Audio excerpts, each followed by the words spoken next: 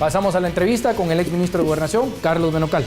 Carlos, gusto saludarte. ¿Todo bien? Saludarlo bien, muchas gracias. Te planteo, bueno, realmente dar las noticias aquí, realmente lo lleva uno al escenario del diario vivir de los guatemaltecos. Que muertes aquí, que asesinatos aquí, que le robaron allá, que mire que no se puede vivir, que la seguridad no sirve. Es decir, ¿no será que de repente a lo que se le está poniendo atención es a otras cosas menos que responder, digamos, en el diario vivir, en las actividades diarias de los guatemaltecos? Bueno, es un hecho. Buenas noches, es un placer estar con ustedes en el canal y un saludo a todas las personas que nos ven y nos escuchan.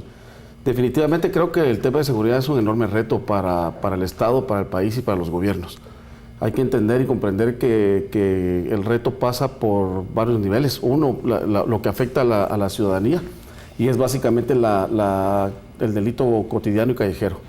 Dos, es la extorsión que se encuentra a todo nivel por una simple y sencilla razón. La inequidad y el empleo informal ha crecido de tal manera que todo lo que esté alrededor del empleo informal es víctima de extorsión. Incluso la extorsión ha llegado a calificarse como uno de los delitos invisibles porque no se encuentra en las denuncias del Ministerio Público.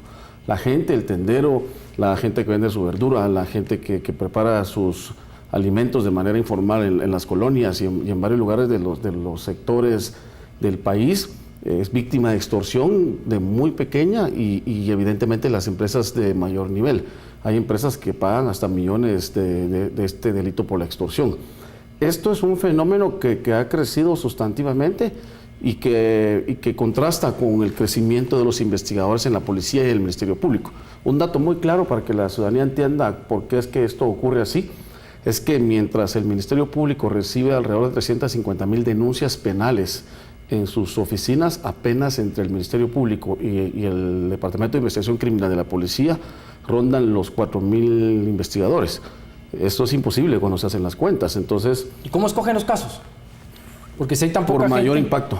Por mayor impacto, o sea, el que puede causar más impacto a la población o el que, digamos, más daño le ha hecho a la población. Hay casos que deben de entenderse muy bien. Digamos, en el caso, Guatemala ha avanzado muy bien en su combate a la impunidad. Es un hecho que la Comisión Internacional contra la Impunidad y los fiscales, que no solo es Maldana es quizá recogiendo las frutas y las mieles que construyó el fiscal Velázquez Zárate y la fiscal Claudia Paz, pero es un hecho que ha avanzado en el combate a la impunidad, en el combate a temas de corrupción.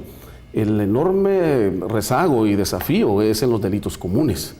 El Estado debe priorizar en donde hay casos donde peligra la vida, por ejemplo, en donde hay secuestros y donde la extorsión sí es una amenaza latente que priva de la vida no solo a pilotos, sino también a usuarios del transporte público, por ejemplo. Entonces, hay muchos casos que se ven abandonados. El otro tema es la ausencia de una política de crecimiento institucional por parte del sistema de seguridad, pero también una asignación de recursos de los diputados hacia el sistema de justicia. Y un dato muy, muy claro es el presupuesto que tiene entre el Ministerio de Defensa, Gobernación, Defensa Pública y el sistema de justicia, que es el organismo judicial, no supera los 10,000 millones de quetzales. Tan solo en el gobierno del presidente Colón, para que te des un dato, un contraste, se incautaron entre drogas, armas, municiones, carros, vehículos, dinero, fincas y caballos, más o menos 10,000 millones de dólares. Ahora, Carlos, una pregunta. Usted estuvo en el Ministerio de Gobernación. Es decir, y por lógica es obvio que de repente el ministro y su equipo quieren evidenciar los números en donde reflejan un buen desempeño. Y dejan por un lado en donde no están avanzando. ¿Es así o no? Digamos, o hay una honestidad en algún momento del funcionario. Porque ¿qué pasa? Yo veo que ante los medios nos dan la pinta de que todo está bien. Pero no es así. Es decir, yo veo que hay allanamientos, órdenes de captura sobre el tema de los extorsionistas, sí, pero cuando oigo que la gente no puede subirse al transporte público, que vemos que en términos económicos del país no está bien, entonces eso puede provocar hasta cierto punto que haya un desempleo, y el desempleo puede, aunque no es por lógica, causar que la gente salga a la calle a cometer hechos delictivos para salir adelante. ¿Hay una honestidad del funcionario en reconocer que hay algunas cosas que están haciendo mal, o uno siempre cubre lo que, digamos, lo que no le va muy bien? Yo no creo que, digamos, un funcionario, y sobre todo en el puesto del Ministerio de Gobernación, no creo que un funcionario se ponga a pensar qué ocultar, qué no ocultar. En realidad es sumamente importante entender que los hechos delictivos de incidencia criminal en general, hasta del delito más pequeño, afecta a la ciudadanía, y son cientos de miles. A la luz de la fuerza policial que tiene Guatemala, que son 37,000 policías, a la luz de las patrullas que apenas funciona el 33% de parque vehicular, porque el Partido Patriota fue el único gobierno que no compró que no compró patrullas. Bueno, este también lleva 8 meses y tampoco ha comprado. Pero digamos hay un abandono institucional. Ya los pintó y institucional. tienen un Maserati o no sé qué, tienen Corvette o no sé qué. Es decir, es a lo que voy. O sea, nos muestran a nosotros. Creo, es a lo que honestamente, voy. en el o sea, ¿por qué le caso- muestran al ciudadano que están pintando, que no digo que sea mal, pero Pero creo que pero no yo compran? creo que hubo una mala comunicación, porque lo que no se pudo explicar, como ocurre en el gobierno en general del presidente Jimmy Morales, es que en realidad las patrullas que están en su parque vehicular ya tienen su modo de vida, su forma de vida, ya falleció, digamos, su tiempo de vida ya no es útil. Entonces el 33% del parque vehicular es lo único que funciona. Lo que no pudo explicar ni el ministro ni el equipo de comunicación del presidente Morales es que hay que comprar nuevo parque vehicular. Eso sí es un hecho. El problema que yo veo con el tema de las pinturas es que puede hacer que cumpla, digamos, a la luz de los acuerdos de paz, una policía menos represiva por la cuestión visual, pero, por ejemplo, para que la gente entienda, digamos, qué es lo que contiene una patrulla, es que una patrulla no es simplemente un pick-up. Un pick-up se lo compra uno a la distribuidora de vehículos, pero tiene 5 procesos. Hay que rotularla, que es otra empresa. Hay que ponerle la tamalera, como decimos los chapines, que es otra empresa, el GPS, que es otra empresa, el radio, que es otra empresa. O sea, una patrulla tiene un costo de 230, 250 mil quetzales, por ejemplo, ya hecha patrulla. El tema es que una patrulla sale en ese precio y ese es el impacto porque es patrulla negra y solo se rotula. Pero si se le ponen 2 colores, la empresa distribuidora de cualquier empresa no va a poner 2 colores. Usted compra pick-up rojo, negro, azul.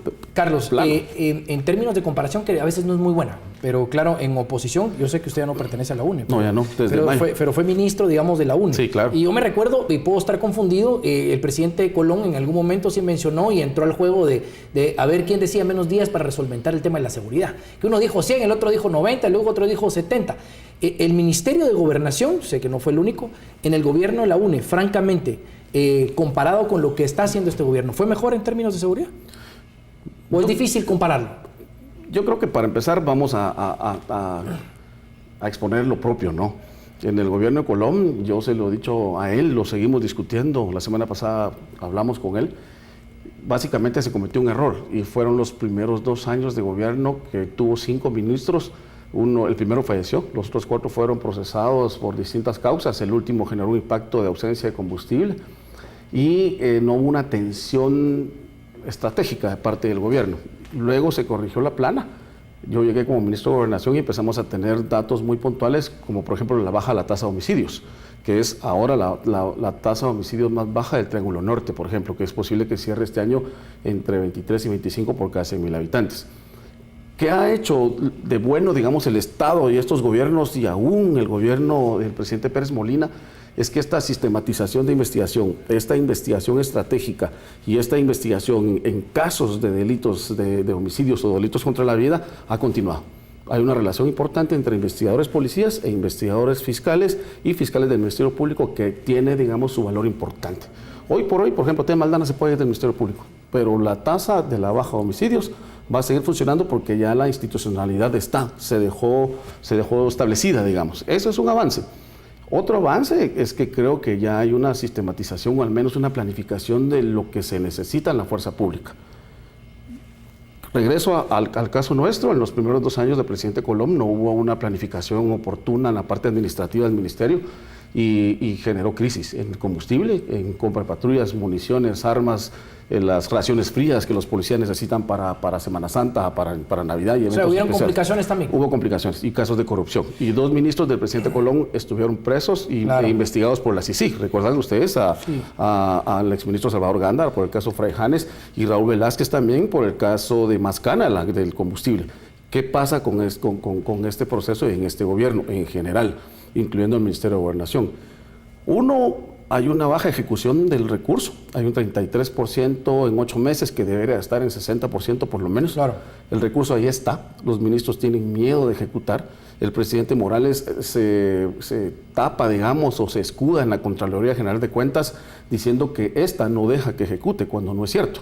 O sea, la Contraloría General de Cuentas a uno le pasa el escáner después de que uno ejecutó su presupuesto. Y al siguiente año viene y le dice, mire, señor ministro, hay que revisar los hallazgos y entonces hay unas mesas que se llaman discusión de hallazgos. Es más, uno como funcionario o como exfuncionario tiene la obligación administrativa de responderle a la Contraloría del Estado durante los siguientes 20 Carlos, años después de ser ministro. Dejo el lado de seguridad, me paso al político. Es decir, yo creo que usted ya dio argumentos de por qué se había salido de la UNE. Es decir, pero eso no significa que hoy... Y con toda honestidad, Luis Enrique, sí, pregunte o preguntar, no, por eso, como sea. Pero sé que al final de cuentas, a partir de esa renuncia, han habido, digamos, situaciones en donde se pudiera analizar cuál es la reacción o cuál ha sido la actitud de los funcionarios de la UNE.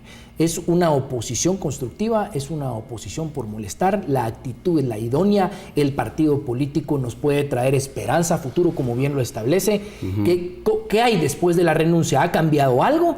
¿O es que la renuncia, el sentimiento a la renuncia al partido de la UNE sigue siendo la misma y el actuar de algunos funcionarios de la misma es lo que a ustedes les causó el rechazo? Nosotros con Ronaldo Robles, que fuimos los que renunciamos en mayo,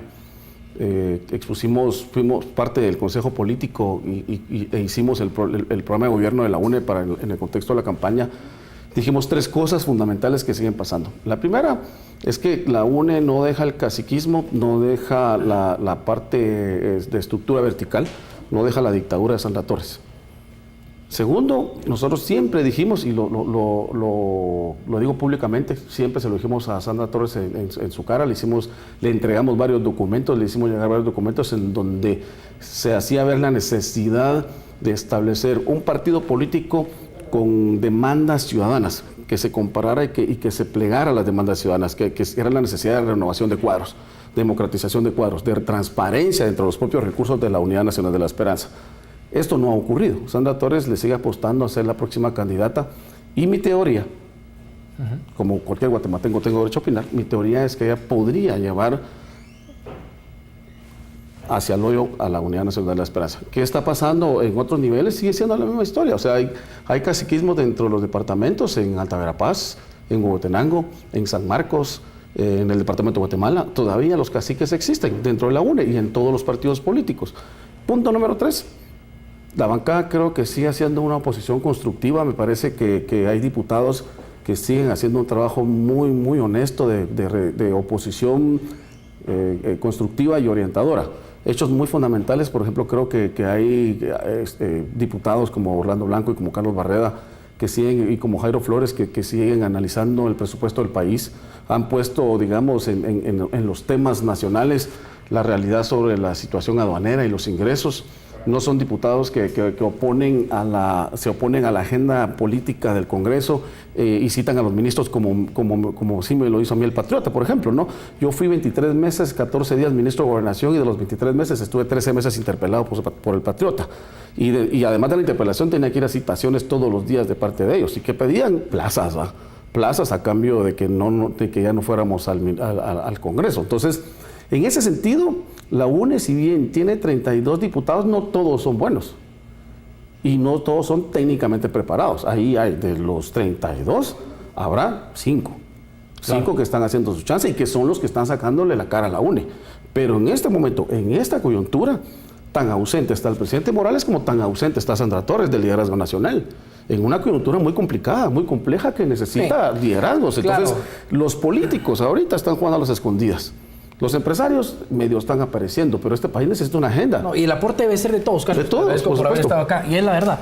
No solo el sector empresarial, todos, no solo los políticos. Es que lo que pasa es que liderazgo de políticos que han estado 30 años en el Congreso, no se puede esperar liderazgo. Que no. Y esperar que haya nuevos liderazgos en los partidos existentes. Ni siquiera la diputada Inés Montenegro, que ya tiene 20 y pico de años de estar ahí. Yo diría que tiene que existir una renovación. Yo creo que hay renovación, pero no renovación de cuadros al estilo MCN, de cuadros muy comprometidos con el país y totalmente transparentes. Bueno, gracias, Carlos. Vamos al corte comercial. Les agradezco por haber visto el programa. Nos vemos el día de mañana.